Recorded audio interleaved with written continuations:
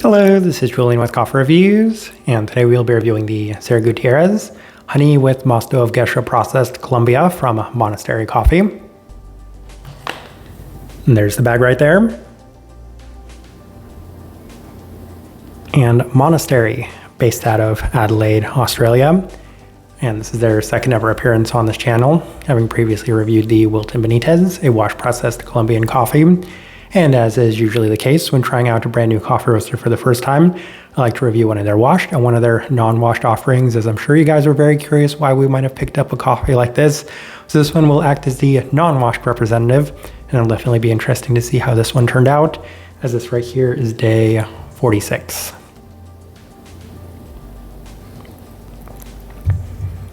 And recipe we went with for this coffee was our standard recipe, a 16:1 water to coffee ratio, brewed at 96 degrees Celsius, about 205 degrees Fahrenheit. And I like this one best through the V60, which indicates a more medium fine grind. Roast profile for this coffee, as we mentioned in our previous Monastery review, they're considered to be one of the lighter roasting Australian-based coffee roasters, and truth be told, I couldn't tell too much about how lightly roasted this coffee was, given the processing on it is very strong. Even then, you can tell that it is on the slightly lighter side of that spectrum, as once again, I compared it to a lot of its contemporaries in Japan or Korea, and I would still say that it is notably lighter than the vast majority of those, so still kind of more moderately light, but I wouldn't necessarily say overly light by most standards and metrics. With all that out of the way, let's go ahead and start discussing this coffee. Day 17, first impression through the V60, and the coffee has a very strong artificial rose-like feel to it that completely overwhelms the entire experience of this coffee with a very strong wininess in a very lingering and off-putting sense. So the first moment that I did open this bag, the aroma of the beans themselves did seem to just completely dominate, as it's a very intense coffee right from the onset in terms of that very strong rose-like feel to it. And I'm not entirely sure what the processing of this coffee is, and they do have rose water listed as well. So I don't know if that had anything to do with the processing of this coffee, but you pick up this bag, you open the bag, you grind the beans, you try out the cup itself. It is just so overbearing in terms of that artificial rose-like feel to it that it completely dominates the cup. So that first experience, I would say, was very off-putting in a number of ways. We'll go ahead and move on to day 20 as we opted for the Chemex, and there was a very similar impression this time around, as it offers a very intense perfumey aroma that is reminiscent of just very intense perfume.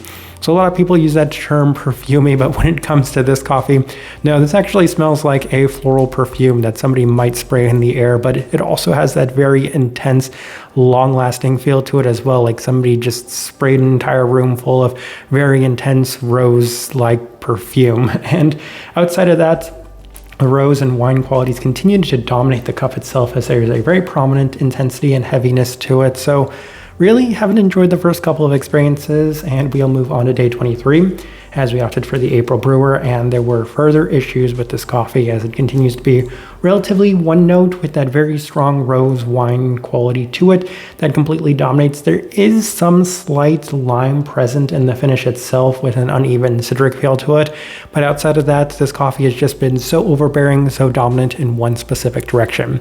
And it does kind of remind me that there are notes listed on here. I think one of them is Turkish Delight, and I can't for the life of me remember what the other one is, but this coffee was just so intense in that one specific quality that it did continuously dominate every single experience that we had. Day 26 through the V60 with Monastery's recipe, and there's very little change as it does feel quite winey and boozy. If anything, it did seem to amplify a lot of the more boozy and fermenty qualities of this coffee, as this time around it had an IPA-like feel, which is something that we also experienced from that Wilton Benitez coffee. It gives off a bit more of an alcoholic-like experience than an actual coffee, as the aroma itself is a bit off-putting with a prominent citric quality to it as well. So all of these things, not necessarily things that I've enjoyed up to this moment.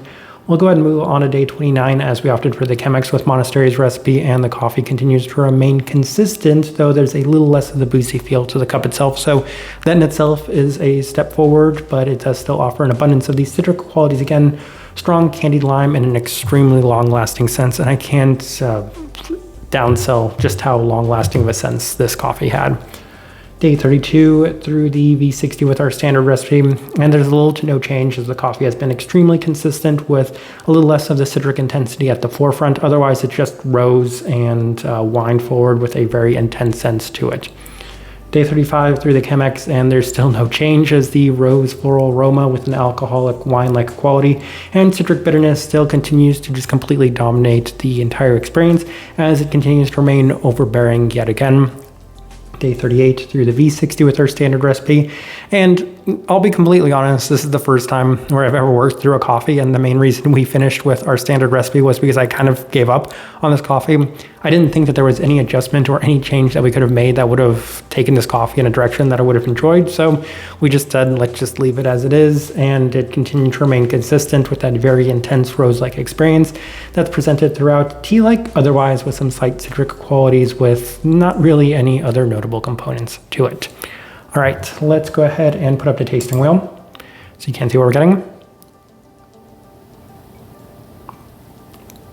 And while we have that tasting wheel up, I'm just kind of curious what the notes on here are. Passion fruit, interesting. Okay. So we have 3 level 5s. Let's go through those. We'll start with the finish level 5. I mentioned that this has one of the most long-lasting finishes of any coffee that we've reviewed in a very long time. This coffee just seems to linger on for a very long time, not just in terms of the way that it presents itself in the finish, but also in the aroma, as I will smell this coffee for an extended period of time, as I can smell it all the way from over here, and I will be able to smell it in my place for an extended period of time because it just has that very strong, intense component to it. Florality, level 5. One of the most floral experiences that we've ever had, and I love floral coffees, but I feel like when it comes in such an artificial sense, it is nowhere near as enjoyable as it is when it is presented in a much cleaner sense. So this was extremely overbearing in that floral sense. Citrus fruit, level 5, and the candied lime component is the only component they have listed on here that I could say I got a lot of throughout the entirety of this coffee.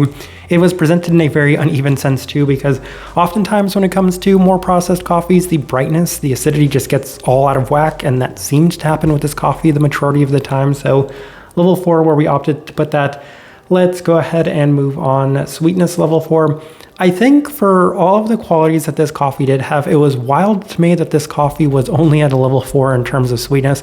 I don't know if that helped or hindered the overall experience of this coffee, but given that it was just so floral forward without that same accompanying sweetness, it made this coffee also feel extremely uneven. So weird in that sense. Acidity level 4, I mentioned that briefly. The acidity's all over the board on this coffee. There are so many times where it's just skewing out of whack, and it just seems to be present in the finish itself and a little bit more of a winey, acidic feel and a boozy feel to it. So definitely didn't enjoy that aspect of this coffee. Berry fruit, level 4. There's such a strong red fruit quality in this. I should say red tone quality within this coffee that I could also see a lot of those red fruit qualities also present in terms of that berry sense. I looked at the passion fruit and I said, I can't quite recall any sort of tropical feel to it, but it could be because this coffee is just so floral red in your face throughout the entirety of it that did seem to just overpower any other quality within this coffee. And some of the other things we're discussing briefly, so the caramel, they have that Turkish delight. I can see a little bit of a candied feel to it, but even then, not to the, we'll say, overly defined level as I was hoping for with that listed note. Bitterness, level 3. There's a lot of really bitter, acidic qualities to it. I mentioned that there's a boozy, winey, alcoholic quality to it, and that's where I was getting a lot of the bitterness to it as well. 2 other things we're discussing, body, level 2. So I mentioned that as a little bit more of a tea-like body to it, which once again, I don't know if that necessarily seemed to help this coffee, but it was just lighter bodied in general. And then the final thing we're discussing, cleanliness, level 2. Once again, it's extremely rare that we score too many coffees at a level 2 for cleanliness, mostly because I do my best to avoid those types of coffees. And this coffee just lacked any of that. And there's a number of reasons why. It felt so artificial and it was skewed so heavily in that bright sense that it did seem to hinder just the overall experience for the entirety of this coffee. So yeah, that couldn't justify anything above that level 2, and I even considered the idea of putting it down there at the level 1. But at the very least, you can taste the extremely floral qualities, you can taste the extremely citric qualities, just hindered by some very strong boozy, fermenty qualities of this coffee. So as I'm looking at this tasting wheel, I do think it is a good representation of what I was getting from this coffee. All right, so my overall thoughts and impressions of this coffee. Once again, I will be very straightforward and say that I did not like this coffee. This might have been the most difficult time I've had getting through an entire bag of coffee in a very long time, because this coffee is everything that I look to avoid in coffee in general. And I know a lot of people will ask, why on earth did you even buy this coffee in the first place if this is the type of coffee that you don't like? And going into it, it didn't sound too bad. It sounded kind of interesting. It had that passion fruit note, it had that Turkish delight note, and it had that candied lime note. So I was hoping that the processing of this coffee, which doesn't sound too bad, might not necessarily hinder this coffee too much. But I wonder if that rose water that they have listed alongside of Sara Gutierrez's name has anything to do with the processing of this coffee, because this coffee was just so skewed so heavily in that direction that any additional component is something that I could not feel for the life of me. I could not experience for the life of me. And this coffee was about the most one note in a note that I don't enjoy whatsoever, that it became such a difficult coffee for me to work through. But we were already, I want to say, halfway through it when I said, let's just finish this coffee. And there was no moment where I finished an entire cup of this coffee. It was basically get the notes in and then we're done with this coffee. So yeah, definitely didn't necessarily enjoy this one. Type of person I would suggest this coffee to. I feel like if you do enjoy your much more artificial rose-like feel and you do like that sort of boozy, fermenty quality that can come from coffees like this, then this one's very interesting in that sense. I continuously harp on the very strong wine-like characteristics of this coffee, the very strong rose characteristics of this coffee, and those are present in significant abundance. And I always say when it comes to a coffee like this, it could be on me for not knowing how to brew this coffee right or having issues brewing this coffee. But once again, the aroma of this coffee itself is just so strong and intense in that specific direction that I really don't think that there's any way to kind of tone down and taper those overall experiences of it. So keep that in mind. Kind of the best direction I can point somebody towards on this one, and also the best way I can leave this review. If you by chance had an opportunity to try this coffee, I'd love to hear your thoughts and impressions of it as well. If you're enjoying the content, give this video a like, subscribe if you're not already subscribed. This right here has been a review of the Sara Gutierrez, I want to say honey with mosto of gesha processed Colombia from Monastery Coffee.